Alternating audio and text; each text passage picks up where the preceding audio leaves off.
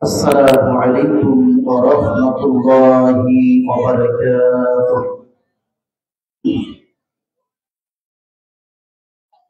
الحمد لله نحمده ونستعينه ونستغفره ونؤمن به ونتوكل عليه ونعوذ بالله من شرور أنفسنا ومن سيئات أعمالنا من يهده الله فلا مضل له ومن يضلل الله فلا هادي له ونشهد أن لا إله إلا الله وحده لا شريك له وأشهد أن محمدا عبده ورسوله أرسله بالحق بشيرا ونذيرا وداعيا إلى الله بإذنه وسراجا وقمرا منيرا أما بعد فقد قال الله تعالى في كلامه المجيد والفرقان الحميد أعوذ بالله من الشيطان الرجيم بسم الله الرحمن الرحيم إن الذين قالوا ربنا الله ثم استقاموا تتنزل عليهم الملائكة ألا تخافوا ولا تحزنوا وأبشروا بالجنة التي كنتم توعدون.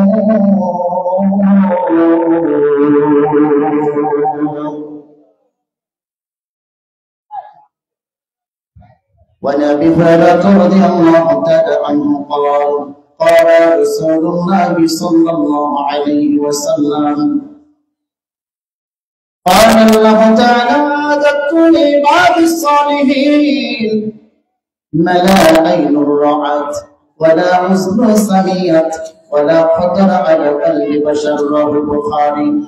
وقال رسول الله صلى الله عليه وسلم لا تزال طائفة من أمتي ظاهرين على الحق لا يضرهم من خذلهم حتى يأتي أمر الله وهم كذلك.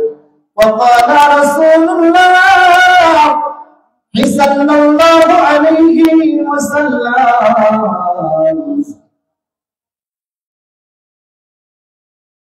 وقال رسول الله صلى الله عليه وسلم المسلمون كجسد واحد بفطر زنده پیدا کنند طفل را در مهد گویا کند مرده صد سال را حین کند مرده صد سال را حین کند ایباس زهقوتی گاری کئی کند. ہر کے مطلب আজ হাসাবে হক বোয়াত ইস্তেমামিন কাফেরে মাকলদ বোয়াত ভক্তরাঙ্গায় আকাশ দেখে ভয় পেও না ওই আকাশের মাঝে গাছে আলোর বাবা ঠিক না ভক্তরাঙ্গায় আকাশ দেখে ভয় পেও না ওই আকাশের মাঝে আছে আলোর কণা, রক্তরাঙায় আকাশ দেখে ভয় পেও না। ওই আকাশের মাঝে আছে আলোর কণা, রক্ত নদী পেরিয়ে পাহাড় পাহাড় মারিয়ে, রক্ত নদী পেরিয়ে পাহাড় পাহাড় মারিয়ে আসবে তবে সুখের ঠিকানা। রক্তরাঙায় আকাশ দেখে ভয় পেও না, ওই আকাশের মাঝে আছে আলোর কণা, রক্তরাঙায় আকাশ দেখে ভয় পেও না, ওই আকাশের মাঝে আছে আলোর কণা। দিনের লাগি সর্বহারা হয়েছে তারা, জন্মভূমির মায়ায় হলো পাগল তারা। দিনের লাগি সর্বহারা হয়েছে তারা, জন্মভূমির মায়ায় হলো পাগল তারা। মক্কা ছেড়ে মদিনায় দেশান্তরী হয়ে যায়, মক্কা ছেড়ে মদিনায় দেশান্তরী হয়ে যায়, তবে তো পেল সুখের ঠিকানা। রক্তরাঙায় আকাশ দেখে ভয় পেও না, ওই আকাশের মাঝে আছে আলোর কণা। রক্তরাঙায় আকাশ দেখে ভয় পেও না, ওই আকাশের মাঝে আছে আলোর কণা। কাটা হেরি খান্ত কেন কবর তলিতে, দুঃখ বিনা সুখ লাভ হয়নি মহিতে। কাটা হেরি খান্ত কেন কবর তলিতে, দুঃখ বিনা সুখ লাভ হয়নি মহিতে।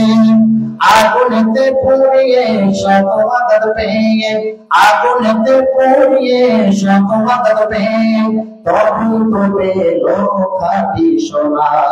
রক্তরাঙায় আকাশ দেখে ভয় পেও না, ওই আকাশের মাঝে আছে আলোর কণা। রক্তরাঙায় আকাশ দেখে ভয় পেও না, ওই আকাশের মাঝে আছে আলোর কণা। রক্ত নদী পেরিয়ে পাহাড় পাহাড় মারিয়ে, রক্ত নদী পেরিয়ে পাহাড় পাহাড় মারিয়ে, তবেই তো পেল সুখের ঠিকানা।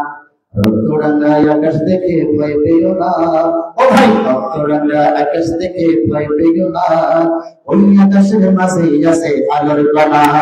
রক্তরাঙায় আকাশ দেখে ভয় পেও না, ওই আকাশের মাঝে আছে আলোর কণা।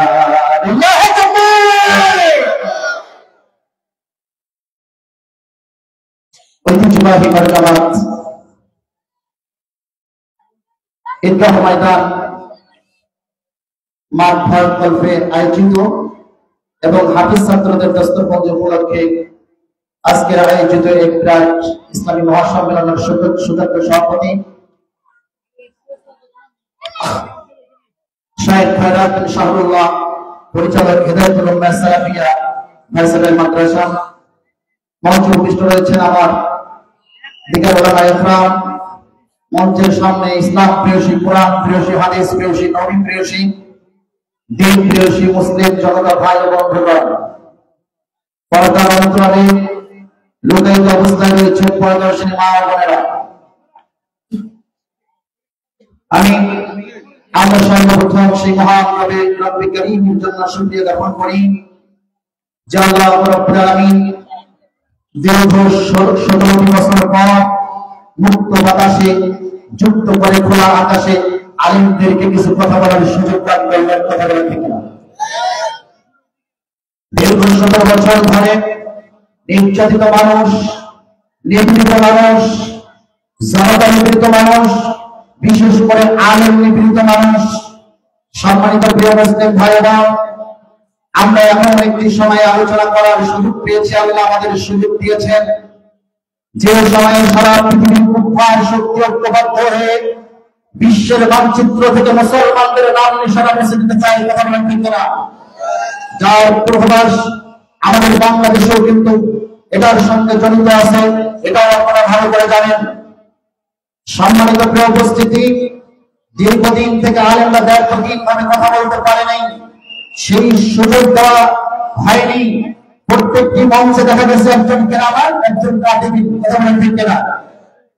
আর একটু কোরআনের কথা বললে পিছন গিয়ে হ্যালো তাড়াতাড়ি চলে আসলো। কথা বলেন ঠিক না? সম্মানিত প্রিয় উপস্থিতি, এই জন্য আমি আপনাদেরকে এতটুকু দায়িত্ব কণ্ঠে বলতে চাই যে আল্লাহ রাব্বুল আলামিন মুক্ত বাতাসে যাদের রক্তের বিনিময়ে, যেই আবু সাঈদের রক্তের বিনিময়ে আমাদেরকে একটু কথা বলার সুযোগ দান করেছে, সেই মুগ্ধের জীবনের বিনিময়ে আমাদের কথা বলার সুযোগ দান করেছে। আমরা সেই আল্লাহর ভক্তি অন্তরের অন্তঃস্থল থেকে হৃদয় থেকে করে নিচ্ছি আলহামদুলিল্লাহ। সালাম বর্ষিত হন বিশ্বের মানবতার মুক্তির দূত নবীকুলের শিরোমণি নবী মুহাম্মদুর রাসূলুল্লাহ, যার দেওয়া পথ মত দিয়ে মানুষ জান্নাত যাওয়া সহজ হবে, যার সার্টিফিকেট হিসাবে আল্লাহ রাব্বুল আলামিন নিজেই কোরআনে ঘোষণা করে বলছেন, ওয়া ইন্নাকা লাআলা খুলুকিন আযীম। আমি এমন নবীকে পৃথিবীতে প্রেরণ করেছি মহান চরিত্রের শ্রেষ্ঠতম সার্টিফিকেট দিয়ে আমি নবীকে পৃথিবীতে প্রেরণ করেছি। সম্মানিত প্রিয় উপস্থিতি, আমরা সেই নবীর শানে সুন্দর কণ্ঠে, আবেগ কণ্ঠে নয় অন্তর দিয়ে বলছি সাল্লাল্লাহু আলাইহি ওয়াসাল্লাম। নবীজির শেখানো ভাষায় আবারও আমরা এভাবে বলি আল্লাহুম্মা সাল্লি আলাইহি আজমাইন, আল্লাহুম্মা বারিক আলাইহি আজমাইন। সম্মানিত প্রিয় উপস্থিতি, আলোচনার প্রাপ্যে শুধু একটি কথা আগে আপনাদেরকে বলি। বলুন তো, একচ্ছত্র ক্ষমতার অধিকারী কে? একচ্ছত্র ক্ষমতার অধিকারী কে? আকাশ জমিন পাহাড় পর্বত নদীনালা খাল বিল আপনার আমার শ্বাস প্রশ্বাসের মালিক কে? আল্লাহ। সেই আল্লাহর দেওয়া জমিনে কেউ যদি বলে এটা আমার বাবার ভিটা, তাহলে ঠিক হবে? এটা কি ঠিক হবে? কেউ কি দাবি করতে পারবে? কেউ কি দাবি করতে পারবে? সম্মানিত প্রিয় উপস্থিতি, যার ব্যর্থহীন ভাবে আপনারা জানেন 2041 সালের রান অর্থাৎ আর রানের ব্যাটিং এর নামে আল্লাহ রাব্বুল আলামিন যখন তিনি বলেছেন, গর্ব করে যখন বলেছেন, যখন তিনি অহংকারের সাথে তাকাব্বুরের সাথে বলেছেন এই দেশ আমার বাবার দেশ, এই দেশ আমার দেশ, এই দেশ আমার, এই দেশ আমার বাপ জয় করেছে, যখন এই বলা হয়েছে আল্লাহ রাব্বুল আলামিন বলেছেন শোনো 2041 সালের ব্যাটিং এ নেমে 24 সালে তোমাকে অনাথ করে পৃথিবী থেকে বিদায় করে দিলাম। সম্মানিত প্রিয় উপস্থিতি, এ জমিন আল্লাহ তার পবিত্র কোরআনুল কারীম 67 নম্বর সূরা খালি রিপোর্ট করবেন কথাগুলো। আল্লাহ রাব্বুল আলামিন 1 নম্বর আয়াতে কারিমায় বলছেন তাবারাকাল্লাযী বিয়াদিহিল মুলক, একচ্ছত্র মালিকানা যিনি, যার হাতে সবকিছু, তিনি কে? আল্লাহ রাব্বুল আলামিন। সম্মানিত প্রিয় উপস্থিতি, ব্যর্থহীন ভাবে ভূমিকায় না গিয়ে আজকে আমাদের আলোচনার একটি সুন্দরতম সমসাময়িক যুগ উপযোগী হিসাবে একটি বিষয় আমি নির্ণয় করেছি। আজকের বিষয় হবে বদর প্রান্তরে মুজাহিদদের ভূমিকা। কেমন হবে ভাই? আল্লাহ বলেন না, বদর প্রান্তে কিসের ভূমিকা? মুজাহিদদের ভূমিকা। এই বিষয়ে আমি ব্যর্থহীন ভাবে কিছু কথা আপনার সামনে তুলে ধরার চেষ্টা করব। চলুন তাহলে আমরা আলোচনায় এগিয়ে যাই ইনশাআল্লাহ। বলে আরেকবার বলেন ইনশাআল্লাহ। সম্মানিত ভাইরা আমার, আল্লাহ রাব্বুল আলামিন পবিত্র কোরআনুল কারীমের ভিতরে সূরা হামীম as-সাজদার ভিতরে 41 নম্বর সূরা 30 নম্বর আয়াতে কারীমায় আল্লাহ সুন্দর করে বলছেন ইন্নাল্লাযীনা ক্বালু রাব্বুনাল্লাহু সুম্মা ইসতাকামু তাতানাসসালু আলাইহিমুল মালায়েকা আল্লা তাখাফু ওয়া লা তাহজানু ওয়া আবশিরু বিল জান্নাতিল্লাতী কুনতুম তুআদুন।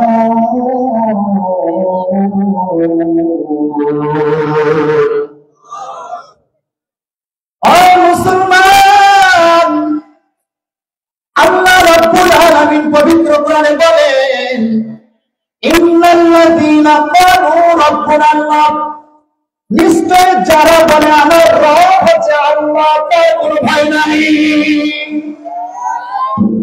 নিশ্চয় যারা বলে আমার রব হচ্ছে আল্লাহ, আমার রব হচ্ছে রব্বে কারীম, এই ব্যক্তি মরণ ভয় করে না, ফাঁসির মঞ্চে কেন এই ব্যক্তি কখনো ভয় করে না। আল্লাহ রাব্বুল আলামিন বলেন নিশ্চয় যারা বলে আমার রব হচ্ছে আল্লাহ, এই আমাদের রব যে আল্লাহ সেটা আমরা কোন দিনে ঘোষণা দিয়েছি ভাই? চলুন তো নিয়ে যাই আলমে আল্লাহর বুকে সমস্ত রূহগুলোকে যখন আল্লাহ একত্রিত করেছিলেন। ও ভাই, আপনাদেরকে একটা কথা বলি, মুসলমান আপনাদেরকে একটা কথা বলি, শুধু মুসলমানদের উপরকে আল্লাহ ডাক দেয় নাই। ইহুদি, খ্রিস্টান, বৌদ্ধ, নাসারা, হিন্দু, ব্রাহ্মণ, ব্রাহ্মণ যত কিছু আছে সব মানুষকে একাকার করে রূহের জগতে আল্লাহ রাব্বুল আলামিন বলেছিলেন, ও বান্দারা, ও আমার গোলাম, আমার দাস, তোমরা বলো তো দেখি, ও বান্দারা তোমরা বলো দেখি, আলাস্তু বিরাব্বিকুম, আমি কি তোমাদের রব নই? আমরা সেই দিন রূহের জগতে বলেছিলাম ক্বালু বালা। কি বলেছিলাম সেদিন? কি হিন্দু, খ্রিস্টান, ইহুদি, বৌদ্ধ, নাসারা, কি জামাত, বিএনপি, আওয়ামী লীগ, সবাই বলেছিলাম, সব রূপ সেদিন বলেছিলাম, ও আল্লাহ তুমি আমাদের রব। কথা বলেন ঠিক কিনা? আল্লাহ রাব্বুল আলামিন বলেন, বান্দা কথাটা স্মরণ রাখো, আজকে তুমি যে বললা, সাক্ষী দিলা আমি তোমার রব, আমি তোমাদেরকে পৃথিবী নামক জায়গার ভিতরে পাঠিয়ে দেব। ওই জায়গার ভিতরে বহু রবের বিস্তার লাভ করবে। আল্লাহর পক্ষ থেকে আসমান থেকে একটি ঐশী গ্রন্থ, আমি একটি সুন্দর ক্যাটালগ পাঠিয়ে দেব, একটা বিধান পাঠিয়ে দেব। ও বান্দা তোমরা স্মরণ রাখো, ওই পৃথিবীর জমিনে আমার ক্যাটালগ নিয়ে তোমরা যদি জীবন পরিচালনা করো, তাহলে বোঝা যাবে তোমরা কলুবালা যে বললা, এই কলুবালার স্বাক্ষর তোমাদের ঠিক আছে। সুবহানাল্লাহ বলেন না? আল্লাহ রাব্বুল আলামিন মাঝখানে গ্যাপ দিলেন, আমার ভাইরা, এই পৃথিবীতে নমরুদ কখনো বলে নাই আমি রব, এই পৃথিবীতে ফিরআউন বলেছিল আমি রব। আমার বন্ধুগণ, যারা রব বলে স্বীকারোক্তি করে, রবের বিধান বাদ দিয়ে নিজের বিধান তৈরি করে, আল্লাহ এই জন্য বলেছিল রূহের জগতে আল্লাহ বলছে, বান্দা স্মরণ রাখো, পৃথিবীতে আমার বিধান বাদ দিয়া তুমি যদি অন্য কারো মতাদর্শ গ্রহণ করো, লেনিন, কার্ল মার্কস, মাও সেতুংদের এই বিধান যদি তুমি গ্রহণ করো, শুনে রাখো, শুনে রাখো, শুনে রাখো রে বান্দা, তাহলে আমাকে রব বলে তুমি স্বীকার করো নাই। এই জন্য আল্লাহ রাব্বুল আলামিন দেখুন, গোটা দুনিয়ার জীবন শেষ। সুবহানাল্লাহ বলেন। গোটা দুনিয়ার জীবন শেষ।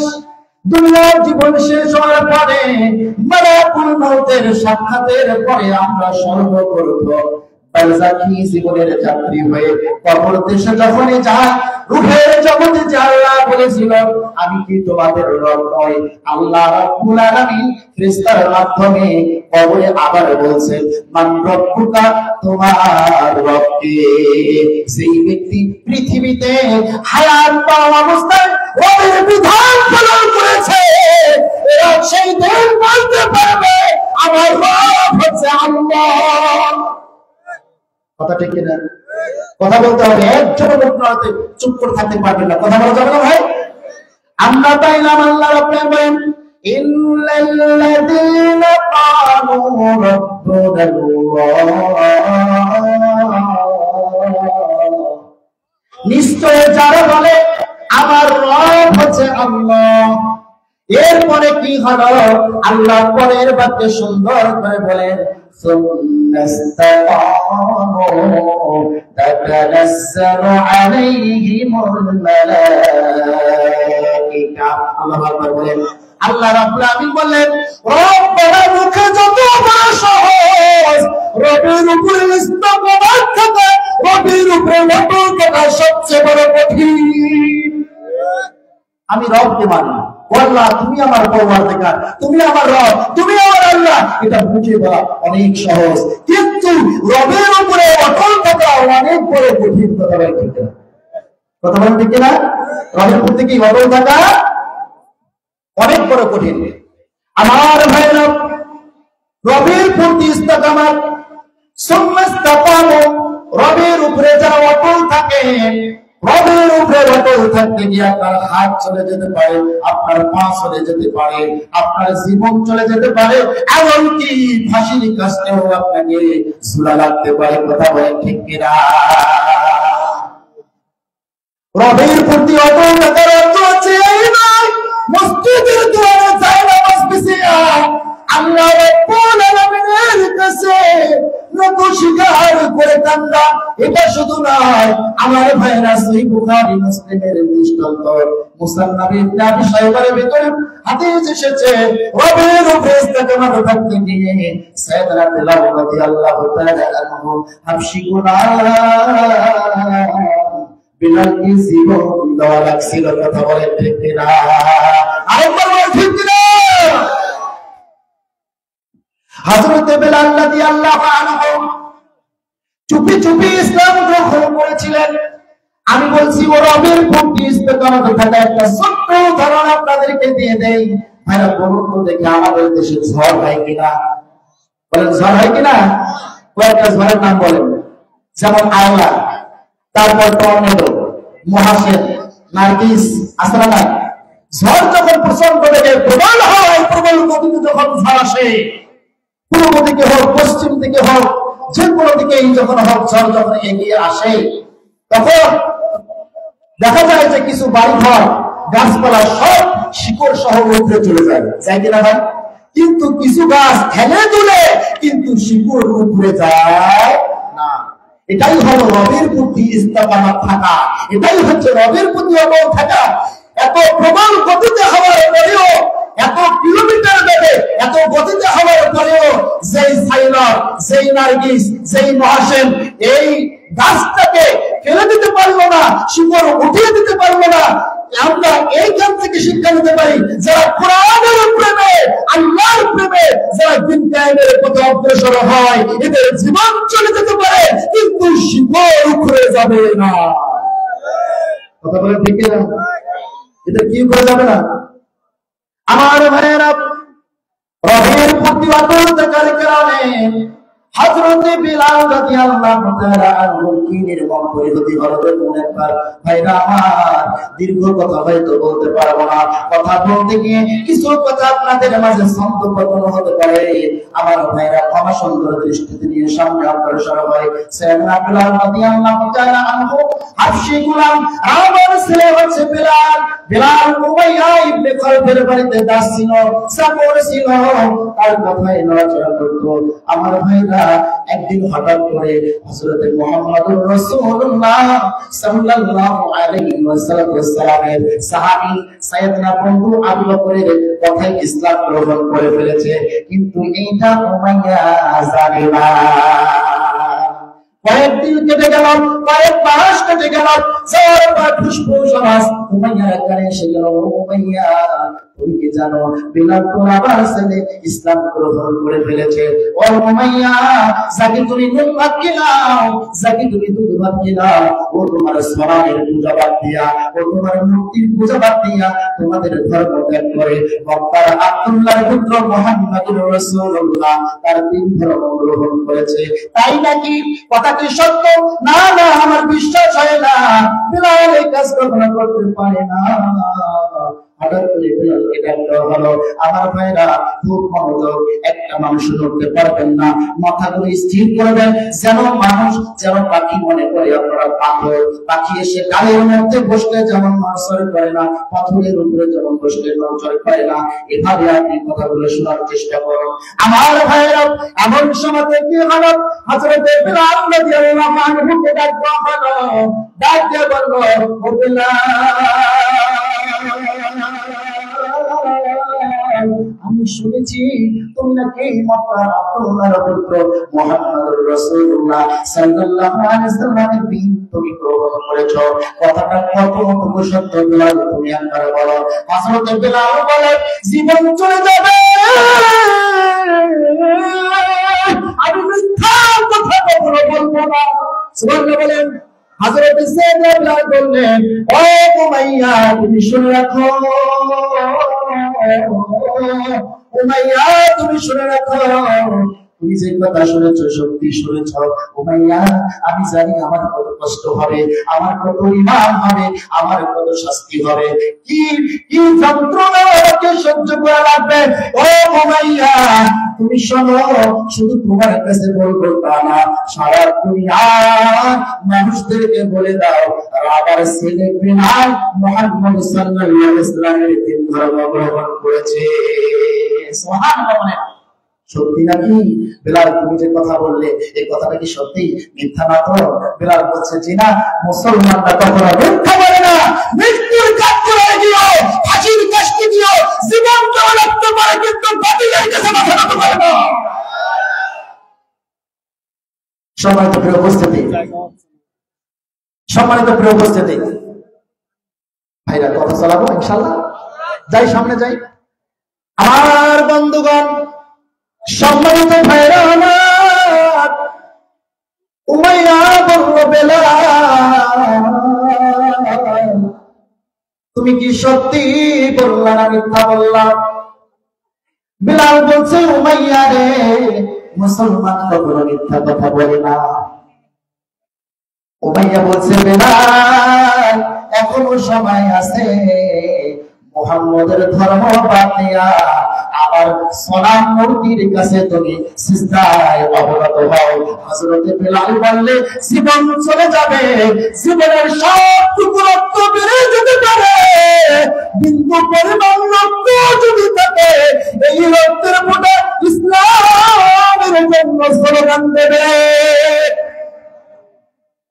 আর কখনো মুহাম্মদের দিন ধর্ম থেকে আমি ফিরে আসবো না, এটা কখনো হবে না। উমাইয়া বলছে তোমার কত কষ্ট হবে তুমি কি জানো? দুইজন দাসকে দেখানো হলো, দুইজন তাদের গোলামকে দেখানো হলো। একটু কথা মাঝখানে রেখে শুধু এতটুকু কথা বলি। যাক, আমি মনে করবো ভলান্টিয়ার ভাইরা যারা আছেন, মহিলাদের সংকুলান যদি জায়গা হয়, জায়গা যদি না হয় আপনারা ম্যানেজ করবেন, তবে আলোচনার গতিকে স্টেপ করে আমার মনে হয় কথা বললে দিক অন্যদিকে চলে যাবে। কি বলেন আপনারা? আমার ভাইয়েরা, আমার বন্ধুগণ, কথাটুকু সুন্দর করে শোনান। মহিলারা যারা আছেন, আমি এটা বলবো যে আপনারা এক বোন আরেক বোনকে জায়গা করে দেবেন, এক বোন আরেক বোনকে জায়গা করে দেবেন এবং সামনের জায়গাটা আপনি ফিল করে নেবেন, অর্থাৎ ভুল করে নেবেন। আরেকজন তিনি বোনকে সহজ করে দেবেন। আল্লাহ রাব্বুল আমিন আপনাকে বরকত দান করবেন, আপনার জায়গাকে প্রশস্ত করবেন। যাবো ভাই সামনে ইনশাআল্লাহ। হযরতে বেলাল বললেন ও উমাইয়া তুমি কোন দেশকে ডাকাও, যাকে ডাকাও আর কোনো লাভ নাই, আমি মুহাম্মদের দিন ধর্ম থেকে কখনো ফিরে আসবো না। এরপরে উমাইয়া বলেন দুইজন দাসকে ডাকানো হলো, এরপরে বলা হলো দুই থেকে দুইটা খুঁটি গাড়া হলো, জিহ্বাকে টেনে বাড়ি করা হলো, জিহ্বার ভিতরে ব্রেক মারা হলো, দুই হাতকে দুই দিকে বাঁধাই দিয়া এরপরে হাতের তালুকার মধ্যে ব্রেক লাগা হলো। এরপরে বেলালকে বলল বেলাল, ও বেলাল এখনো সময় আছে, তুমি ফিরে আসো, মুহাম্মদের দিন ধর্ম থেকে যদি ফিরে আসো জীবন ভিক্ষা পাইবা। আমার ভাইরা, বেলাল বলেছিল জীবন চলে যেতে পারে, জীবনের শেষ নিঃশ্বাস পর্যন্ত বেলাল মুহাম্মদের ধর্ম ছেড়ে কখনো ফিরে আসবে না। আমাদের ভাইরা এই কথা মনে করি, ফাঁসির কষ্টে যখন শুরু হয়েছিল তাদেরকে বলেছিল জীবন ভিক্ষা চাও, তাহলে তোমাদেরকে ছেড়ে দেওয়া হবে, কিন্তু জীবন দিয়ে দিয়েছে, ফিরে আসে না। আমার ভাইরা, এরপরে চাকরদেরকে দাসদেরকে বলা হলো যতক্ষণ পর্যন্ত দিন থেকে ফিরে আসবে না ততক্ষণ পর্যন্ত বেলালকে তোমরা মারতেই থাকো। ক্ষত বিক্ষত হয়ে গেল শরীর, এরপরে শরীরটা ফিনকি দিয়ে রক্ত বেরিয়ে আসে, বেলাল ওখানে হুঁশ হারিয়ে ফেললো। কিছুক্ষণ পরে হুঁশ আসলো, এরপর উমাইয়া বলল বেলাল এখনো সময় আছে, তুমি ইসলাম গ্রহণ, ইসলাম থেকে তুমি সরে এসে সালামের কাছে তুমি মাথা নত করে দাও। আমার ভাইরা, আমার বন্ধুগণ, আমার ভাইরা দৃষ্টিপাত করুন, এক সময় দিক শরীক দেখাবেন না। আমার ভাইরা, হযরতে বেলাল রাদিয়াল্লাহু তাআলা নির্যাতন করে গেল। এরপর মক্কা গলিতে গলিতে বাচ্চাদেরকে দিয়ে, ছোট ছোট বাচ্চাদেরকে দিয়ে, যুবকদেরকে দিয়ে এরপর বেলালের গায়ে রশি লাগানো হলো, ছাগল করো ভেড়ার গলায় যে রশি লাগানো হয়, ঘোড়ার গলায়, উটের গলায় যে রশি লাগানো হয়, সেই রশি লাগানো হলো। এই রশি লাগিয়ে মক্কার গলিতে গলিতে ঘোরানো হচ্ছে।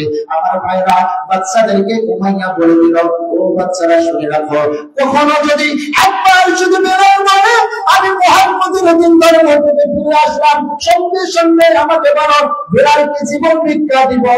এরপরে ঘুরে নিয়ে আসা হলো বিলাল রাদিয়াল্লাহু তাআলা আনহু উমাইয়ার কাছে যখন আসলো, উমাইয়া বলল বিলাল এখন সময় আছে, তুমি দিন ধর্ম থেকে ফিরে আসো, সালামের কাছে আমাদের মুক্তির কাছে মাথা নত করো। হযরতে বিলাল বললেন শুনে রাখো, আমি যতটা নির্যাতন হয়েছি শুনে রাখো, জীবন যদি চলে যায়।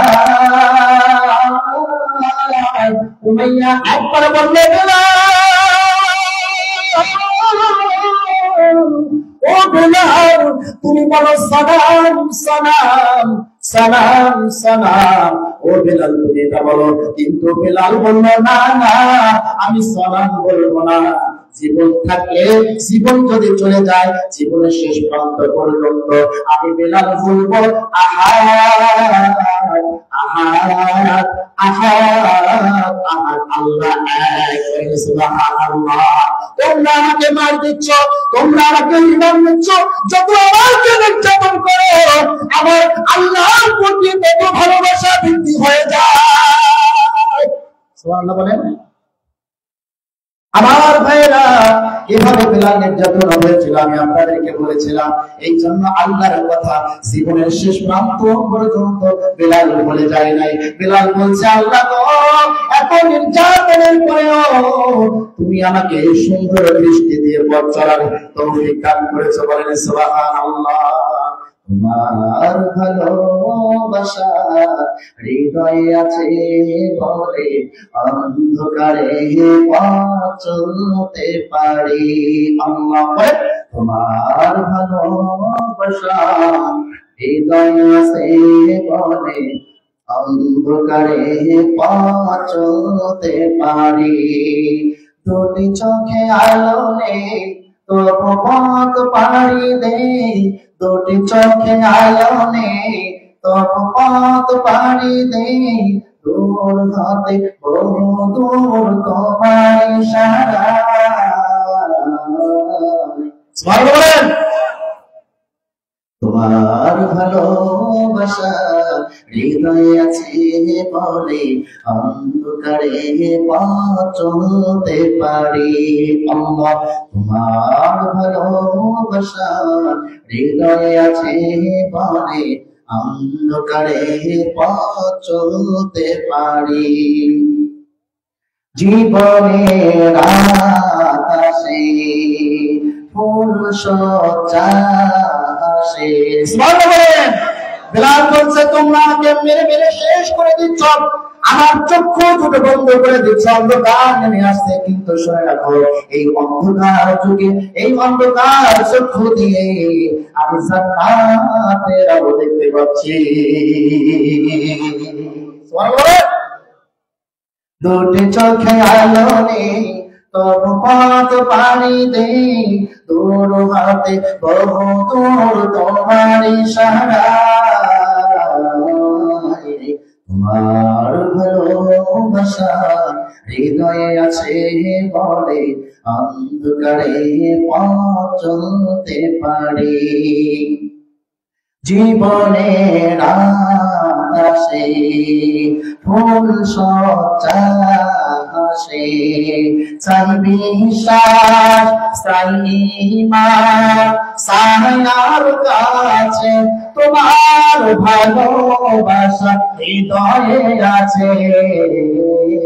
তোমার ভালোবাসা হৃদয়ে আছে বলে অন্ধকারে পথ চলতে পারি। আল্লাহ তোমার ভালোবাসা হৃদয়ে আছে বলে অন্ধকারে পথ চলতে পারি। লিল্লাহি তাকবীর, লিল্লাহি তাকবীর। সম্মানিত ভাইরা আমার, আল্লাহ রাব্বুল আলামিন পবিত্র কোরআনুল কারীমের ভিতরে সুন্দর করে বললেন সুন্নাস্তাকামু তাতানাসসালু আলাইহিমুল মালাইকা। আল্লাহ রাব্বুল আলামিন বললেন বিপদ যত হবে, দুর্দশা যত হবে, আপদ যত হবে, শুনে রাখো ওই বিপদের সময়ে আমি আল্লাহ রব্বুল আলামিন ইসলামের বিজয় পতাকা ফরফর করে উত্তোলনের জন্য আমি আল্লাহ রব্বুল আলামিন আরশে আজিম থেকে ফেরেশতা নাযিল করে তোমাদেরকে সহযোগিতা করব। সুবহানাল্লাহ। আল্লাহ রাব্বুল আলামিন দিন কায়েমের পথে অগ্রসর হলেন, বিপদের পথে অগ্রসর হলেন, তাওহীদের পথে অগ্রসর হলেন। আল্লাহ রাব্বুল আলামিন যে ফেরেশতা নাযিল করেন তার বাস্তব দৃষ্টান্ত হলো বদরের প্রান্ত। কথা বলেন ঠিক কিনা? বদরের ময়দান, বদরের রণাঙ্গন। এই জন্য আমার আলোচনার বিষয় ছিল বদর যুদ্ধে মুজাহিদদের ভূমিকা। আমার ভাইয়েরা, এমন একটি দৃষ্টান্ত কথা বলি, বদর যুদ্ধ কবে হয়েছিল, কিভাবে হয়েছিল? আমার আপনার নবী মুহাম্মদুর রাসূলুল্লাহ সাল্লাল্লাহু আলাইহি ওয়াসাল্লাম প্রিয় মায়ের দেশ, বাবার দেশ, জন্মভূমি ত্যাগ করে মক্কাতুল মুকাররমা ছেড়ে মাঝপথে মদিনার মাঝপথে যখন গেলেন, আবু বকরকে সাথে নিয়ে বারবার আল্লাহর নবী মক্কার দিকে তাকায় আর তুমি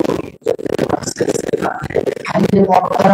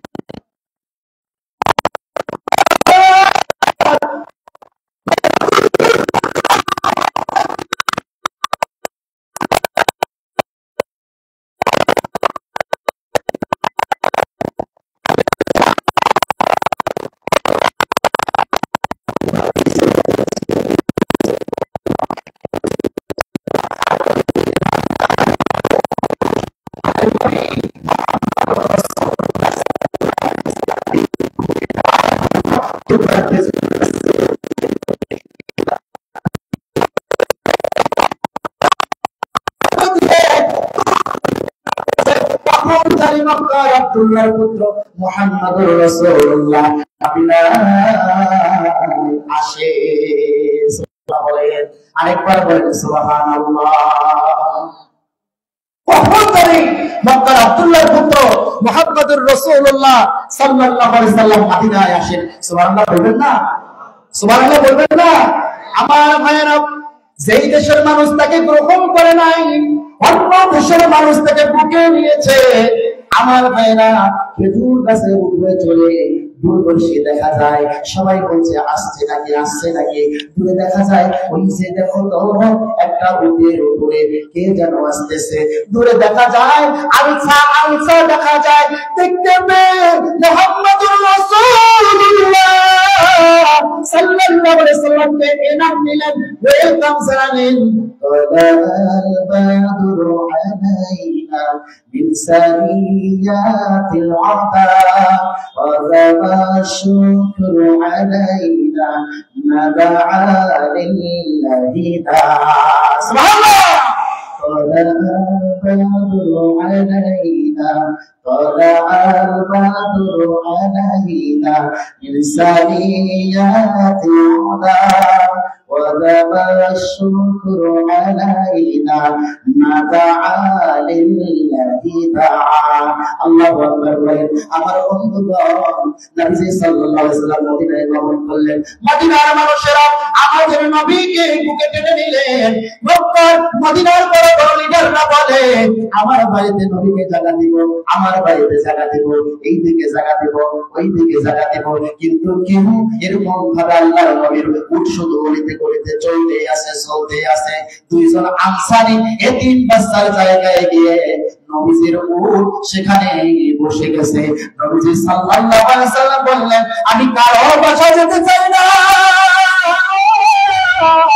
এখানে আল্লাহর ঘর মসজিদে নববী তৈরি হবে এই জায়গায় থেকে সারা পৃথিবীতে আল্লাহর বিধান কায়েম করা হবে কথা কি বোঝা যায় সামনে যাব ভাই আরেকটু সামনে যাই আমার ভাইয়েরা আমি আপনাদেরকে এতটুকু কথা বলি মক্কাতুল মুকাররমাতে আপনার আমার নবী নবর আব্দুল্লাহর পুত্র মুহাম্মদুর রাসূলুল্লাহ যখনই মদিনা গেলেন মদিনা যাওয়ার পরে মাঝখানে অনেক কথা ছেড়ে দিলাম বন্ধু কিছু কথা শব্দ বদল হতে পারে এটা ক্ষমা সুন্দর দৃষ্টিতে আপনাকে তাকাতে হবে আমার ভাইরা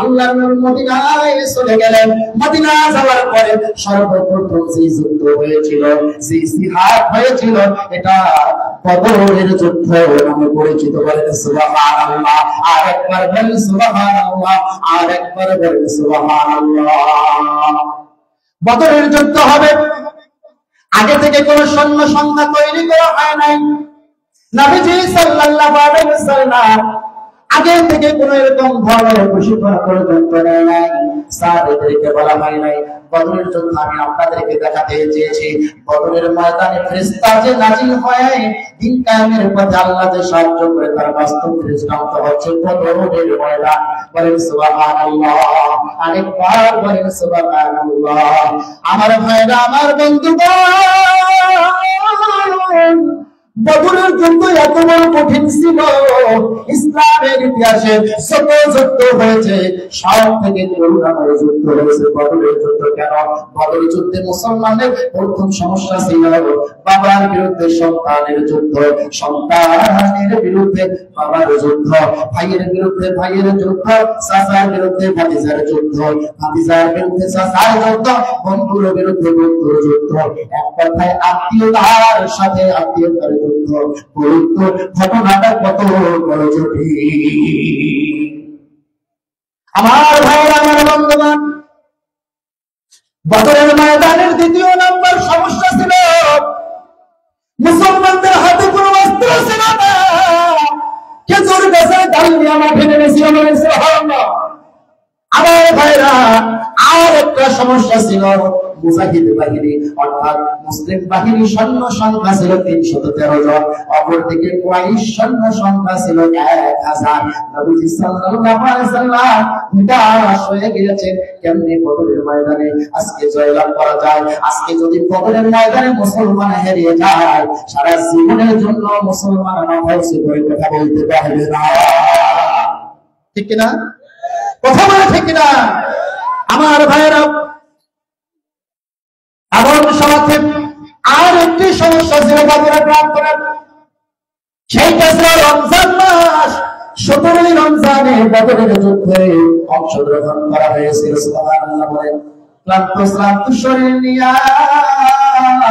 সিয়ামরত অবস্থায় রোজার অবস্থায় কতটুকু যুদ্ধ করা যায় আমার ভাইরা এই যুদ্ধ ছিল কিন্তু সিয়ামরত অবস্থায় আমার ভাইরা মুসলমানদের আরেকটা সমস্যা ছিল এটা আরেকটা সমস্যা ছিল বদর প্রান্তরের ভিতরে মুশরিকরা আগে জায়গা দখল করেছিল সেই জায়গাটা হচ্ছে শক্ত মাটি ওই জায়গাটা আগে দখল করা হয়েছিল আর মুসলমানদের জন্য বালুকাময় জায়গা রেখে দিয়েছিল কারণ বালুর মধ্যে থেকে বেশি জোরে যুদ্ধ করা যায় না পা এগোনো যায় না ঘোড়ার পাও এগোনো যায় না আমার ভাইরা এইটা কিন্তু কৌশল করেছিল কিন্তু আমার আল্লাহর কৌশল হচ্ছে বড় কৌশল আল্লাহর কৌশল হচ্ছে এবারে দেখুন বদর প্রান্তরে আল্লাহ রাব্বুল আলামিন বৃষ্টি বর্ষণ করে মিকাইলকে বললেন, ও মিকাইল, বসে থাকার সুযোগ নাই, নবী আমার বদরের ময়দানে এসেছে।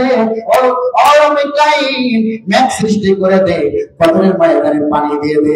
আমার নবী যে বালুকাময় জায়গার ভিতরে রয়েছে, বালুকাময় জায়গার ভিতরে পা আঁকড়ে যায়, আগাতে পারবে না। ওগো আল্লাহ বলছেন, ওগো মিকাইল, মেঘ সৃষ্টি করে বদরের ময়দানে তুমি বৃষ্টি দিয়া দাও, বৃষ্টি দিয়া দাও, বৃষ্টি দিয়া দাও।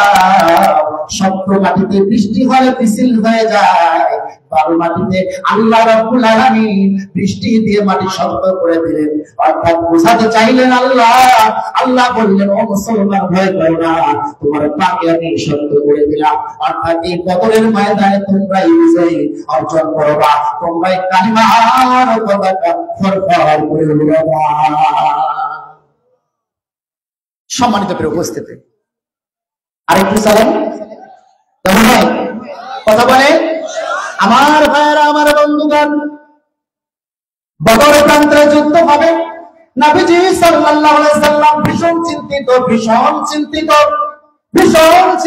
নবীজি। এতগুলো সৈন্য সংখ্যা, হাতে অস্ত্র শস্ত্রে তারা এসেছে, কি করে আমরা পারবো? নবীজি সাল্লাল্লাহু আলাইহি ওয়াসাল্লাম চিন্তিত অবস্থা। 17 রমজান ফজরের পরে বদরের ময়দানে সংঘটিত হবে যুদ্ধ। 16 রমজানে নবী সাল্লাল্লাহু আলাইহি সাল্লাম মসজিদে নববীর ভিতরে মুজাহিদদেরকে ডাক দিলেন। আল্লাহর নবী বললেন, ও সাহাবারা, আগামীকাল বদরের যুদ্ধ হবে, কারা কারা জান্নাতে যেতে চায় নাম লেখাও। সুবহানাল্লাহ বলেন। কারা কারা বদরের ময়দানে যেতে চাও নাম লেখাও। আল্লাহর নবী দেখলেন প্রথম কাতার থেকে কেউ উঠলো না, দ্বিতীয় কাতার থেকে কেউ উঠলো না, তৃতীয় কাতার থেকে কেউ উঠলো না, চতুর্থ কাতার থেকে মিকদাদ রাদিয়াল্লাহু তাআলা আনহু দাঁড়িয়ে গেলেন। সুবহানাল্লাহ বলেন।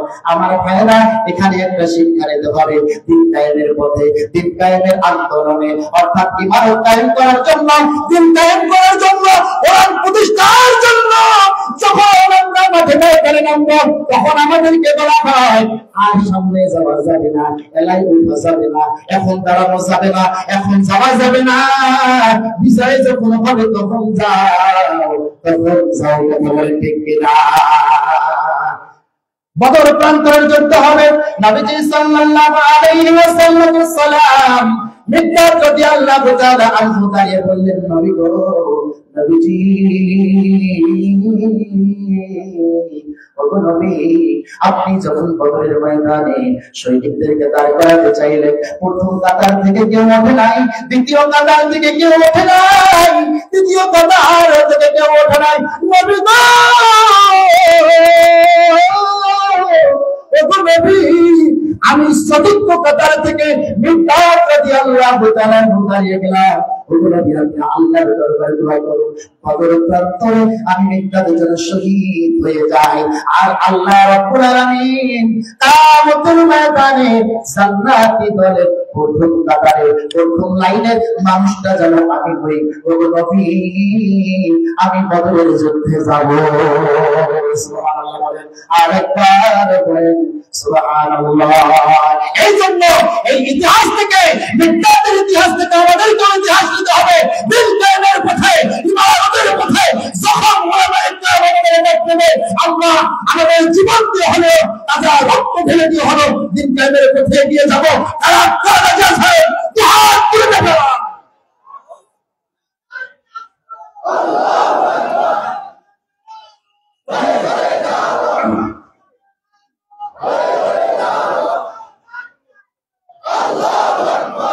শিশাঢালা প্রাচীরে ঘোর বিরাট, এ সমাজে তোমাদের বড় প্রয়োজন।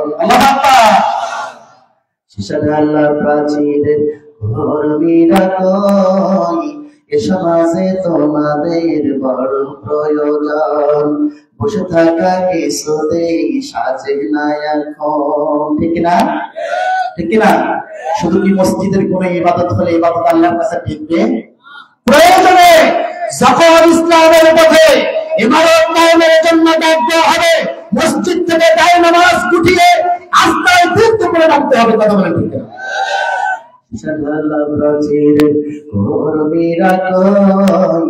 এ সমাজে তোমাদের বড় প্রয়োজন, বসে থাকা কিছুতেই সাজে না এখন।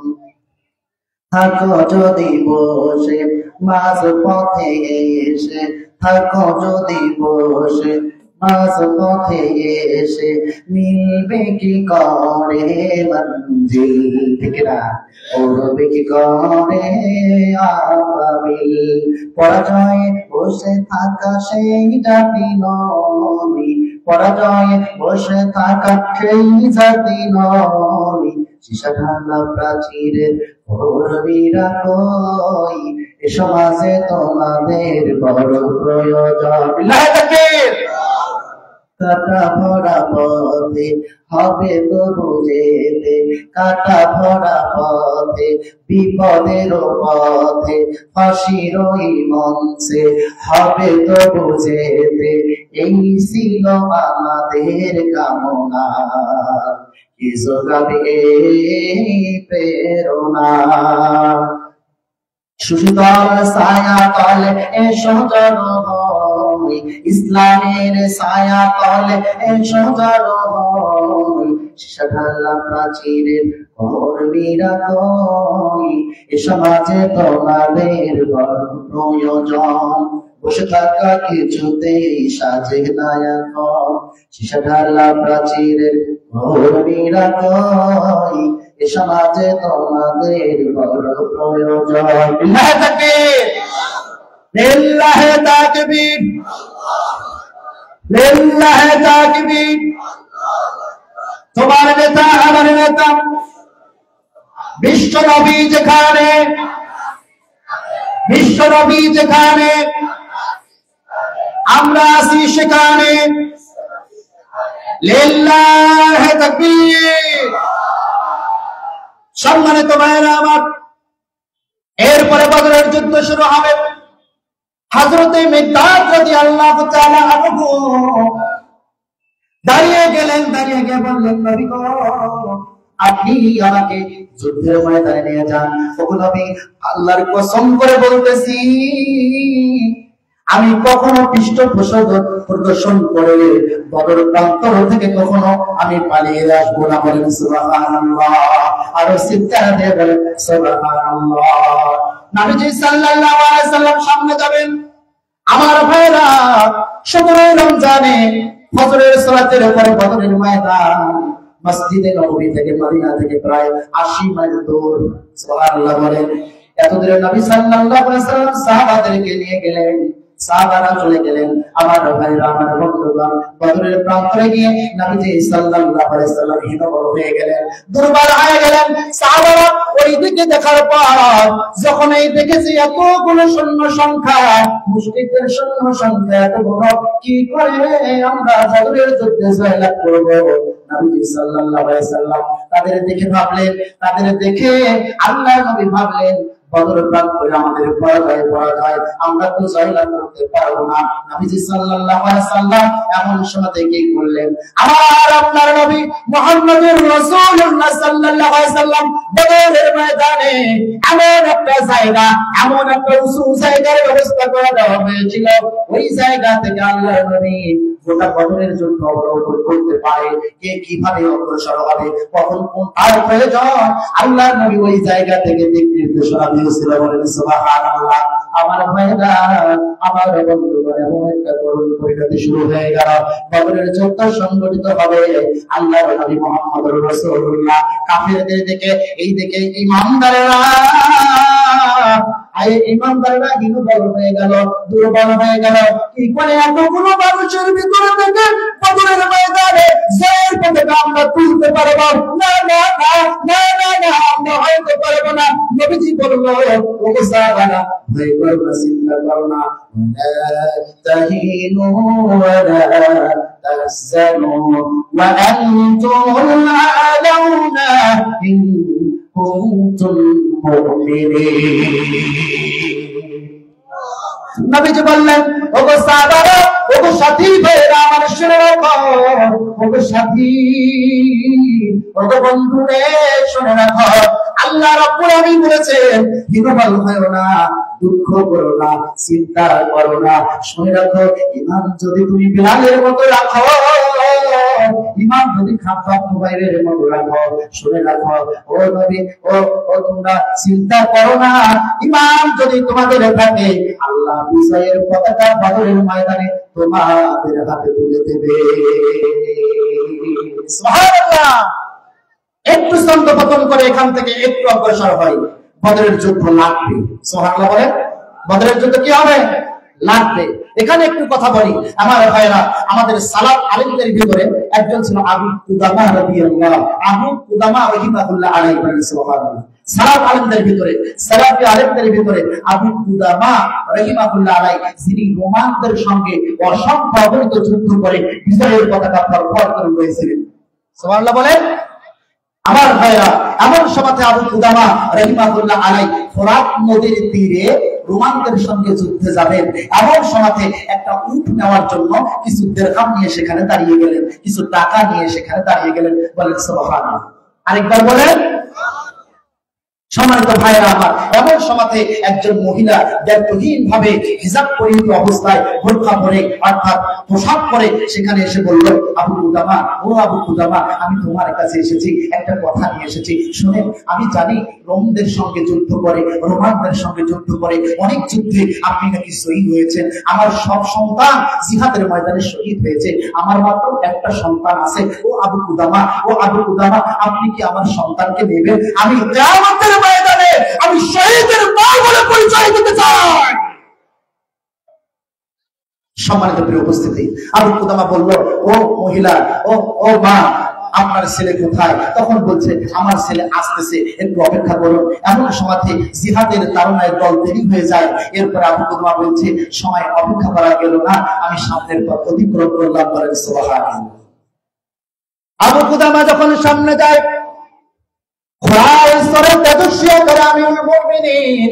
রোমানদের সঙ্গে যুদ্ধ করার জন্য যায়। এমন সময় অনেক দূর পর করে পাড়ি দিয়ে চলে গেছে।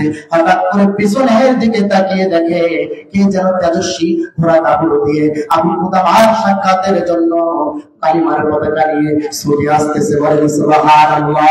আরেকবার বলেন সুবহানাল্লাহ, আরেকবার বলেন সুবহানাল্লাহ। আবু কুদামা বলল, হে সন্তান, তুমি বলো তো তুমি কে? আবু কুদামাকে বলল, আমিরুল মুমিনিন, কিছুক্ষণ আগে আমার মায়ের সঙ্গে আপনার কথা হয়েছে। কি হয়েছে?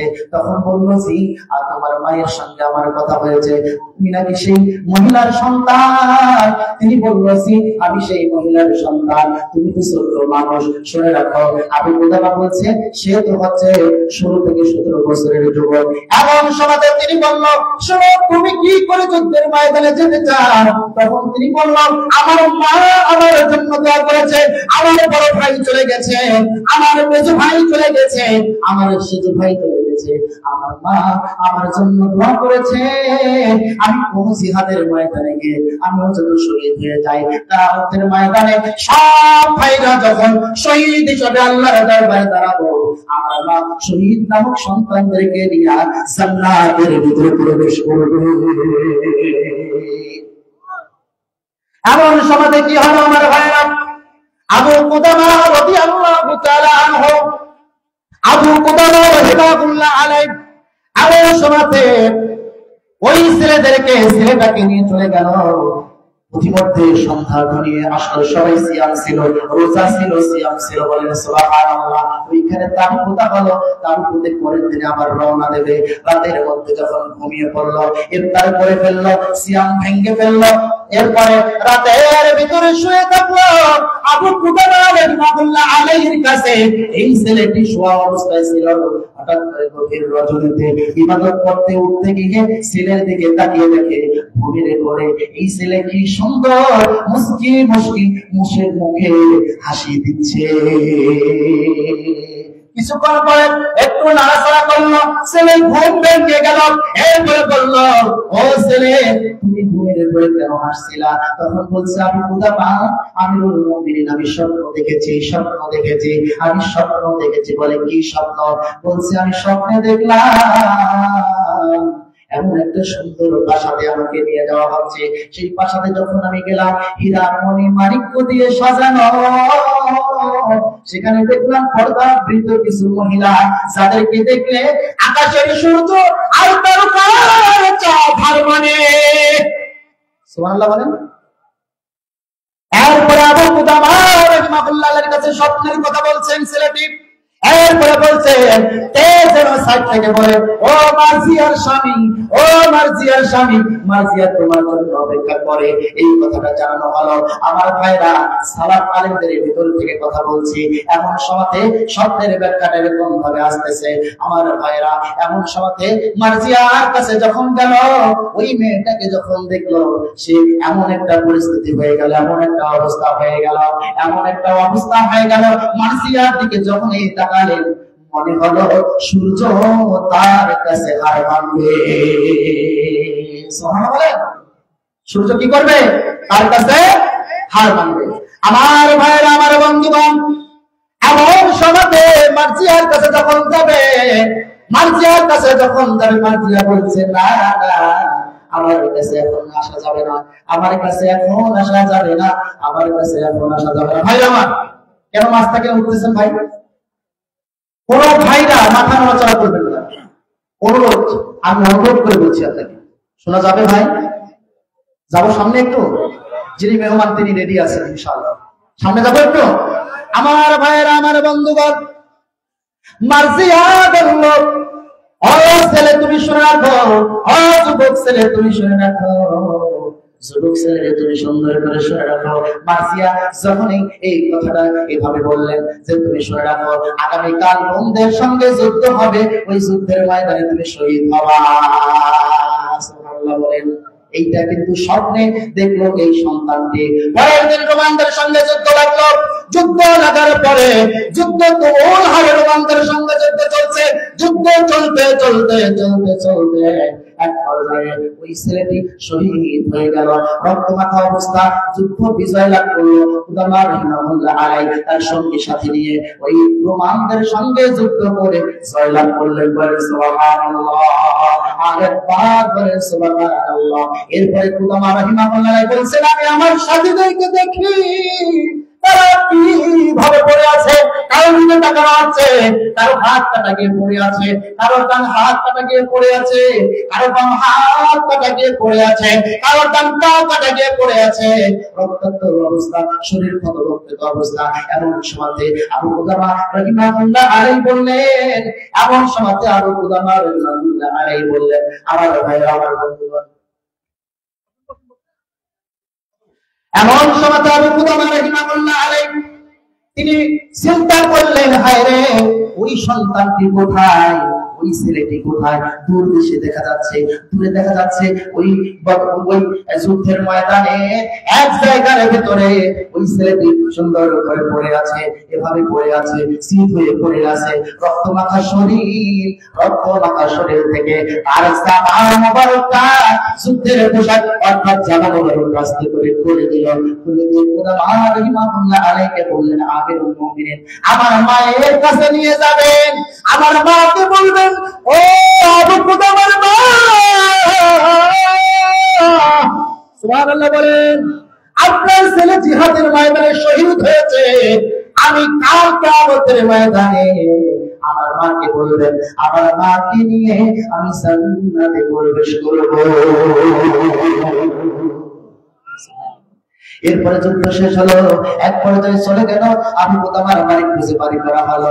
এরপরে যুদ্ধ মাথা এই শরীরের জামা মোবারক, রক্তে রঞ্জিত করা জামা, এইটা নিয়ে চলে গেল ওই সন্তানের বাড়িতে।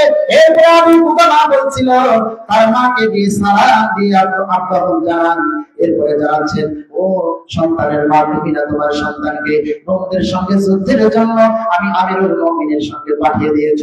এরপরে বেরিয়ে আসলো, এসে বলছে খুশির সংবাদ আছে নাকি দুঃখের সংবাদ আছে বলো।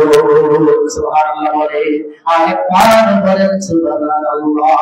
আমিরুল মুমিনিন কুদামা রাহিমাহুল্লাহ আলাইহি বলল, মহিলা আপনার সন্তান জিহাদের ময়দানে রোমানদের সঙ্গে যুদ্ধ করে চিরদিনের জন্য দুনিয়া থেকে শহীদ হয়ে গেছে,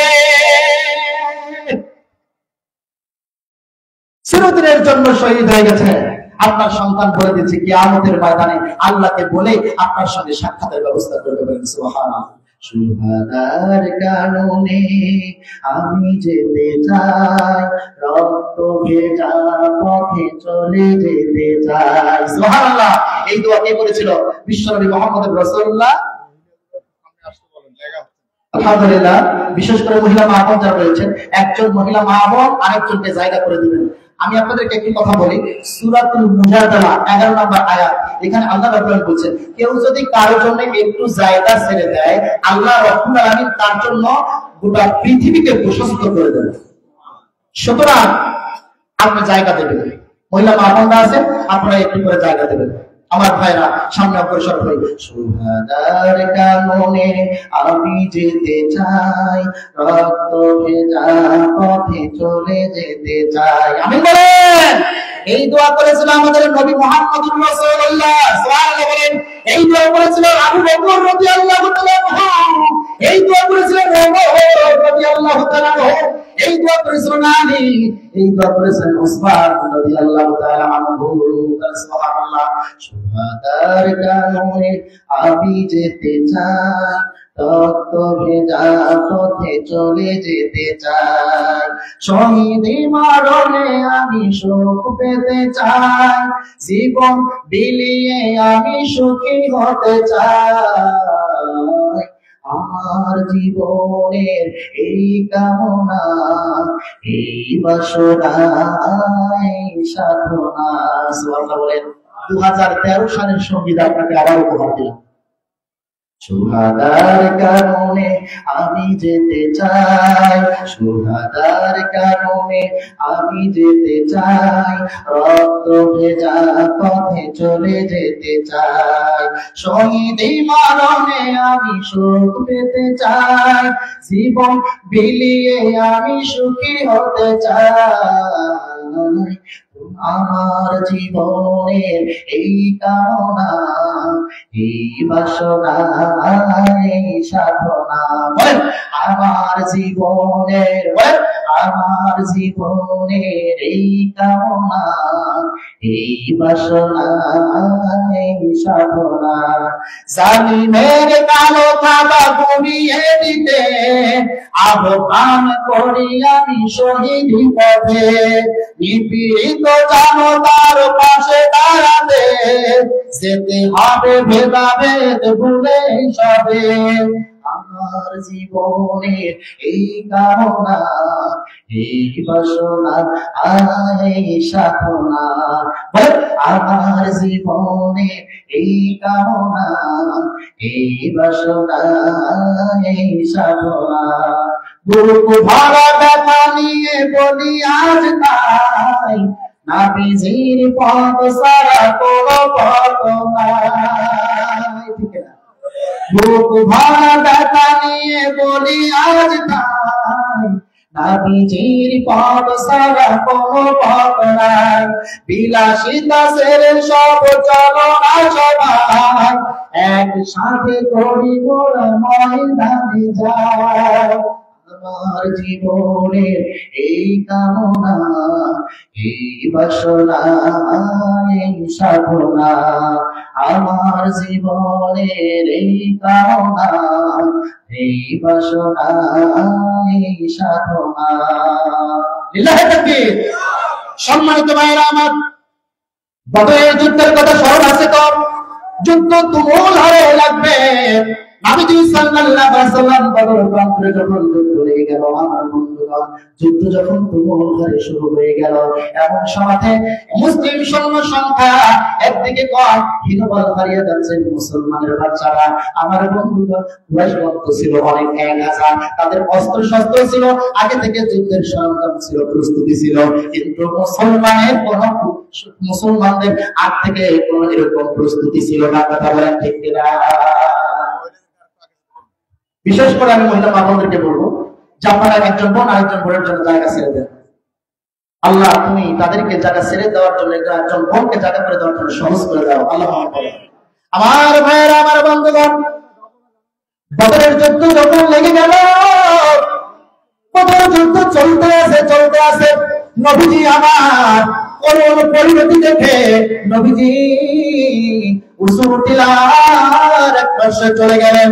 যাওয়ার পরে দু চোখ পেতে আল্লাহর দরবারে হাত উত্তোলন করে দিলেন। বলে সুবহানাল্লাহ। হাত উত্তোলন করে দিয়ে নবীজি আমার কান্দে, আল্লাহ গো, ও রব্বুল আলামিন, আজকে বদরের ময়দানে যদি মুসলমানের বিজয় হয়, চিরদিনের জন্য বিজয় হবে। আর বদরের ময়দানে যদি পদদলিত হয়, মুসলমানরা যদি হেরে যায়, চিরদিনের জন্য হেরে যাবে। আপনার ইবাদত করার জন্য কোনো মানুষ থাকবে না। ওগো আল্লাহ, বদরের ময়দানে আপনি যে ওয়াদা করেছেন, ওগো আল্লাহ, আপনি যে ওয়াদা করেছেন, ওগো আল্লাহ, আপনি যে ওয়াদা করেছেন, এই ওয়াদা আপনি পূরণ করুন। সুবহানাল্লাহ। আল্লাহ রাব্বুল আলামিন নবীজির কান্না সহ্য করতে পারেন না। নবীজি সাল্লাল্লাহু আলাইহি ওয়াসাল্লামের কান্না দেখে আল্লাহ রাব্বুল আলামিন জিবরাইলকে বললেন, জিবরাইল রে, দেরি করো না, আমার নবীর কান্না আমি সহ্য করতে পারি না। আমার নবীর চোখ থেকে পানি পড়ে পড়ে দাড়ি মোবারক গুলো ভিজে বদরের ময়দানে পানি পড়ছে। ও জিবরাইল, দেরি করো না, তুমি আমার পক্ষ থেকে নবীজির কাছে উপহার নিয়ে যাও। আল্লাহ রাব্বুল আলামিন জিবরাইলের মাধ্যমে পবিত্র কোরআনুল কারীমের সূরা আনফাল 9 নম্বর আয়াত নাযিল করে দিলেন। বলেন সুবহানাল্লাহ। আল্লাহ রাব্বুল আলামিন বললেন, আন্নী মুমিদ্দুকুম বিআলফিন মিনাল মালাইকাতি মুরদিফিন।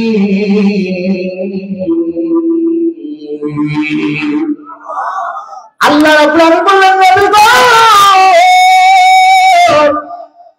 নবীজি দুঃখ করো না, চিন্তা করো না, বদর প্রান্তরে কুরাইশদের সংখ্যা হচ্ছে 1000। আমি আল্লাহ রাব্বুল আলামিন বদর প্রান্তর পর্যায়ে পড়ে আমি 1000 ফেরেশতা দিয়ে তোমাদেরকে আমি তোমাদেরকে বিজয় দিয়ে দেব। সুবহানাল্লাহ। সামান্যটুকু যেহেতু মেহমান আছে, আরেকটু সামনে যাব ইনশাআল্লাহ। ভাইরা আমার, আমি অনুরোধ জ্ঞাপন করবো যারা আছেন, এই যে সুন্দর একেবারে মাথা নড়া বন্ধ করে একেবারে চুপ করে বসে আছেন, আপনারা বসে থাকতে রাজি আছেন? আর একটু সময়, একটু সময় থাকবেন তো ইনশাআল্লাহ? কারা কারা থাকবেন না হাত তোলেন তো ভাই। ও আলহামদুলিল্লাহ। আসলে থাকবেন না, চলে যাবেন? চলে যাবেন? আলহামদুলিল্লাহ, বুঝতে ভুল হয়েছে। আসলে আমার প্রশ্নটাই ছিল এরকম, দেখেছি কিভাবে হাত তোলেন। আমার ভাইয়েরা, নবীজি তারপরে মাথা উঠান না, বদর প্রান্তরে হাত উত্তোলন করেছেন।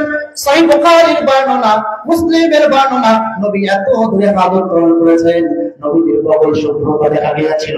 সুবহানাল্লাহ বলেন। আল্লাহর নবী হাত নামান না, 1000 ফেরেশতা দিয়ে আল্লাহর নবী কিন্তু সান্ত্বনা হয় নাই। আল্লাহর নবী এরপরে দোয়া করছেন, আল্লাহ আজকে বদরের ময়দানে যদি হেরে যায়, সারা জীবনের জন্য ইবাদত করার মতো কোনো মুসলমান থাকবে না। ওগো আল্লাহ, বদরের ময়দানে আপনার পক্ষ থেকে সাহায্য করো। এরপর নবীজি কাঁদছেন, চোখের পানি ফেলতে আছেন। বলেন সুবহানাল্লাহ। এমন এক সময় আল্লাহ রাব্বুল আলামিন বললেন, জিবরাইল, দেরি করা যাবে না, আমার নবীর কান্না আমি সহ্য করতে পারবো না, আমার নবী, আমার দয়ার নবী, আমার মায়ার নবীর কান্না আমি সহ্য করতে পারবো না। জিবরাইল রে, আমার নবীর কাছে পবিত্র কোরআনুল কারীমের সূরা আল ইমরান 3 নম্বর সূরার 124 নম্বর আয়াতটা দিয়া শান্তির উপহার দাও। আল্লাহ রাব্বুল আলামিন বললেন বিতালাযাতি আলাফিন মিনাল মালাইকাতু মুরসালিন।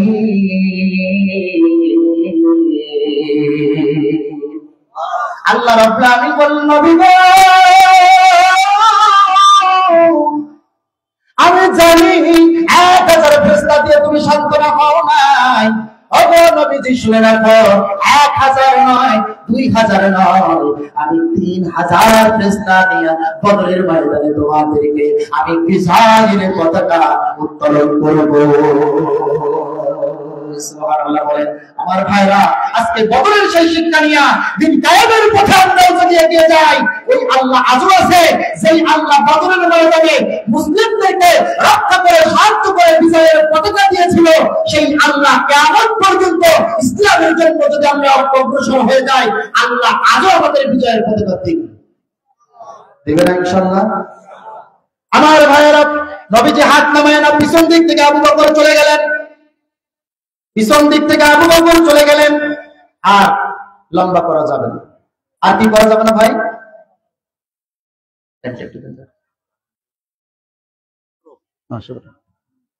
আর লম্বা করা যাবে না। আল্লাহর নবী মাথা, এরপর হাত উত্তোলন করে এরপর তাতে আছে, তাতে আছে। সুবহানাল্লাহ বলে। আল্লাহ বলছেন যে এখনো তোমার মন ফুরায় নাই। ও জিবরাইল, একেবারে সারাংশটা বলতেছে, এখন শুধু সামারাইজ করবে। কি করবো ভাই? সামারাইজ করে আপনাদেরকে শুধু একটু দেওয়ার চেষ্টা করবো। আল্লাহ রাব্বুল আলামিন বললেন, জিবরাইল, আমার নবী তো এখনো চোখ থেকে পানি নামায় নাই। ও জিবরাইল, তুমি চলে যাও। সুবহানাল্লাহ। চলে যাও, চলে যাও জিবরাইল, তুমি চলে যাও। সূরাতুল ইমরান 3 নম্বর সূরা 125 নম্বর আয়াতটা উপহার দাও। সুবহানাল্লাহ বলেন। আল্লাহ রাব্বুল আলামিন বলেন বিখামসাতি আলাফিন মিনাল মালাইকাতি মুসাওবিমিন।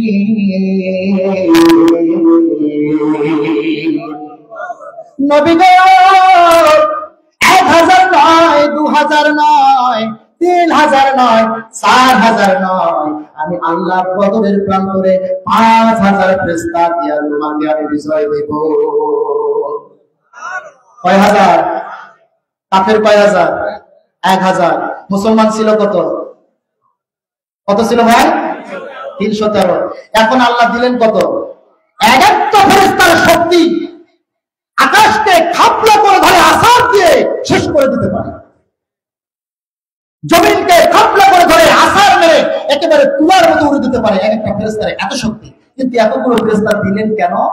আল্লাহ এটা বুঝাতে চাইলেন, দেখো দিন কায়েমের পথে যখনই তোমরা অগ্রসর হবে, আমার দয়ার হাত বন্ধ হবে না, কিয়ামত পর্যন্ত আমার দয়া যেতেই থাকবে, যেতেই থাকবে, যেতেই থাকবে। কথা কি বোঝা গেছে আমার ভাইরা? তাহলে আমরা বদরের ইতিহাস থেকে আমরা জানতে পাইলাম বদরের যুদ্ধে জয়লাভ হয়ে গেল। সুবহানাল্লাহ। আসবে উনি সামনে একটু বসে নেই। বদরের ময়দানে যুদ্ধ করতে করতে করতে করতে করতে এমন একটা সময় হয়ে গেল যখন সালাতের ওয়াক্ত। কিসের সালাতের ওয়াক্ত? সময় সুযোগে ইনশাআল্লাহ আলোচনা হবে, তবে এতটুকু কথা বলি, যখন সালাতের ওয়াক্ত হলো, আল্লাহর নবী বলল যুদ্ধ ব্রেক করে এখন আমরা নামাজ পড়ব। সুবহানাল্লাহ বলেন। কি করব? কি করব? যুগশ্রেষ্ঠ একজন ওলামা আল্লামা শফিউর রহমান মুবারকপুরি, তার বিশ্ববিখ্যাত একটি সিরাত গ্রন্থ রাসূলের চরিত্র লেখা হয়েছে, সেই কিতাবের ভিতরে এই ইতিহাসগুলো নিয়ে আসা হয়েছে। সুবহানাল্লাহ বলেন। আর রাহিকুল মাকতুম, বেহেশতের মোহরাঙ্কিত সুধা, একজন শিক্ষক বলেছিল, কেউ যদি এই কিতাবটা নিজের বুকে ধারণ করে নেয় তাহলে জান্নাত যাওয়ার জন্য এই কিতাবটা আমল করলেই যথেষ্ট। সুবহানাল্লাহ বলেন। সম্মানিত প্রিয় উপস্থিতি, এমন একটি সমাজে বদর প্রান্তরের ভিতরে যখন জহরের রক্ত শুরু হয়ে গেল, রক্ত যখন শুরু হয়ে গেল, রাসূল বলছেন যুদ্ধ থামাও, এরপর নামাজ হবে, তারপর যুদ্ধ হবে। আল্লাহ রাব্বুল আলামিন বললেন থাম, আগে নামাজের মাঠ ক্লিয়ার কর। সুবহানাল্লাহ বলেন। সুবহানাল্লাহ বলেন। আগে কি করেন? নামাজের মাপ ক্লিয়ার করেন। নবী কিছুক্ষণ আগে আপনি বললেন এই বদর প্রান্তরে যদি আমরা হেরে যাই তাহলে মুসলিমরা কোনোদিন আপনার ইবাদত করতে পারবেন না। এই ইবাদতের জন্য আপনি হাফ টাইম দিলেন কেন? এই ইবাদতের জন্য আপনি মাঝখানে ব্রেক রাখলেন কেন? নবীজি আপনি যেটা বলছেন সেটা নয়, যুদ্ধ চালিয়ে যাও, মাঠ পরিষ্কার করো, এরপর নামাজ হবে। সুবহানাল্লাহ বলেন। দিন কায়েমের পথে প্রয়োজনে যদি ওইরকম অবস্থায় দিন কায়েমের জন্য পথ অতিক্রম করতে হয়, প্রয়োজনে ফরজ নামাজ ত্যাগ করে হলো দিনের পথে অগ্রসর হওয়া সব থেকে বড় ফরজ। তবে এইটাই দিবেন না কাল থেকে যে মাওলানা শফিকুল ইসলাম আবার এইভাবে বলেছে নামাজ না পড়লে নাকি জান্নাত যাওয়া যাবে। নাউজুবিল্লাহ, এটা বলা যাবে না ভাই, এটা কিন্তু বলবে রাসূল করিম সাল্লাল্লাহু আলাইহি ওয়াসাল্লাম সাহাবীদের তাওহীদ ভাবে বলেছেন। আবু হুরায়রা রাদিয়াল্লাহু তাআলা আনহু থেকে বর্ণিত, তিনি বলেন রাসূল সাল্লাল্লাহু আলাইহি ওয়াসাল্লাম বলেছেন, আল্লাহু তাআলা, আল্লাহর রাসূল বলেছেন যে আল্লাহ তাআলা বলেছেন, ও নবী আমি আপনার উম্মতের জন্য 5 ওয়াক্ত নামাজ ফরজ করে দিয়েছি। সুবহানাল্লাহ। আন্নাহু মান জা ইউহাফিজু আলাইহিন লিওয়াক্তিহিন্না, যদি কোনো ব্যক্তি এই 5 ওয়াক্ত সালাতকে সুন্দর করে আদায় করে আমি আল্লাহর কাছে এসে হাজির হয়, আদখালতুহুল জান্নাহ, আমি আল্লাহ তাকে জান্নাত দিয়ে দেব। সুবহানাল্লাহ। তাহলে নামাজ যেখানে নামাজ সেখানে নামাজ, যেখানে নামাজ হাঁটতেন সেখানে নামাজ হাঁটতেন। সম্মানিত প্রিয় উপস্থিতি, ওই বদরের প্রান্তরের ভিতরে রোজাও আবার ভেঙে ফেলেছিল আল্লাহর রাসূল। এখন আমি আপনাদেরকে এতটুকু কথা বলি যে বদর প্রান্তরের বাকি অংশটুকু আলোচনা করতে করতে আমরা সামনের পথ অতিক্রান্ত হব। সম্মানিত প্রিয় উপস্থিতি, দূরদর্শী থেকে আমাদের সাতক্ষীরা থেকে আলহামদুলিল্লাহ আমাদের জনাব রায়হান কবির সাহেব আলহামদুলিল্লাহ উনি আমাদের মাঝে উপস্থিত। আলহামদুলিল্লাহ, আসলে আমি দেখে কিন্তু অবাক হয়ে গেছিলাম ভাই। আলহামদুলিল্লাহ বলেন, আমি নিজেই অবাক হয়ে গেছি। বলবেন কি শফিকুল ভাই, একবার কি বলবেন কি অবাক হয়ে গেছেন? আমি দেখে অবাক হলাম এই জন্য যে তার চেহারাটা, আঙ্কেলও দেখলো আলহামদুলিল্লাহ, তার চেহারাটাই একেবারেই যে একদম আজহারি ভাইয়ের সঙ্গে একদম মিল আছে। একটু 19-20 দূর থেকে কেউ দেখলে মানে আল্লাহ যে কারো স্রোতের সঙ্গে স্রোতটাকে মিল রেখে একেবারে হুবহু পাবেন না, তবে দেখবেন দূর থেকে মনে করবেন যে এটা মনে হয় আজহারি। আলহামদুলিল্লাহ, আলহামদুলিল্লাহ, আল্লাহ তাকে যে সুমধুর একটা নিয়ামত, একটা কণ্ঠ দান করেছেন, সেটাও কিন্তু মোটামুটি আলহামদুলিল্লাহ, এটা কিন্তু খারাপ না, অনেক ভালো। আলহামদুলিল্লাহ, মোটামুটি তার মতোই তিনি আলোচনা করার চেষ্টা করেন। সম্মানিত প্রিয় উপস্থিতি, আমরা জানি একটু শুধু ব্রেক করে সামনের দিকে অগ্রসর হলাম, শুধু একটু আপনাদেরকে শুধু একটুখানি ফসলাটা আমি দেখে দিতে চাই ভাই। সম্মানিত প্রিয় উপস্থিতি, আমাদের আপনারা জানেন যে বারোজামাত ঈদগাহ ময়দানে সুদূর দূর থেকেও এবার কিন্তু মানুষ এসে সালাত আদায় করেছে। আলহামদুলিল্লাহ বলেন। বিশেষ করে আমরা দেখেছি যে বিন্নাপুরি থেকে মানুষ এসেছে। আলহামদুলিল্লাহ বলেন। হাসিমপুর থেকে ভাইরা এসেছে। এবার আমরা দেখেছি যে এই ঈদের ময়দানে আমরা ঘুষির বন্দর থেকে কিছু ভাইদেরকে পেয়েছি এবং ভাইরা এসে বলেছিল মাঠ আপনার বৃদ্ধি করতে হবে, এই মাঠে কিন্তু সালাত হবে না। যার কারণে আলহামদুলিল্লাহ আমরা সুযোগের কারণে